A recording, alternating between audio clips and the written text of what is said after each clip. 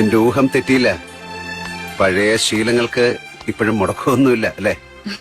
ദൈവങ്ങളല്ലാതെ മറ്റാരും തുണയില്ലല്ലോ. ദൈവങ്ങളെങ്കിലും ഉണ്ടല്ലോ, അത് ഭാഗ്യം. തൊഴണില്ലേ? ഇല്ല, തൊഴാൻ പറഞ്ഞ ആളെ കാത്തിരുന്നത്. ഇനി നാട്ടിൽ തന്നെ ഉണ്ടോ? എത്ര നാളെന്നറിയില്ല, എങ്കിലും കാണും. ഞാനൊരു കാര്യം പറയാനായിട്ടാ. ബുദ്ധിമുട്ടുകളെ കുറിച്ച് ശ്രീധരേട്ടനെ പോലുള്ളവർ പറഞ്ഞറിയാം. തെറ്റായിട്ട് എടുക്കില്ലെങ്കിൽ ഞാൻ പറഞ്ഞോട്ടെ, എനിക്ക് സഹായിക്കാൻ കഴിയും. പണത്തിന്റെ കാര്യമാണ് ഞാൻ പറയുന്നത്. ഗതികേടുണ്ട്, പക്ഷെ ഞാൻ നിഷേധിക്കല്ല.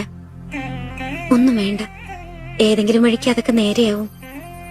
അതിനൊക്കെ വലിയൊരു സഹായം ചെയ്തത് കുറെ കാലം മനസ്സിൽ തോന്നിയൊരു വെറുപ്പുണ്ടായിരുന്നു, ഒരു ഭാരം. സത്യം അറിഞ്ഞപ്പോ അത് മാറി. അതിന് നന്ദി പറഞ്ഞിട്ട് വരിക ഞാൻ.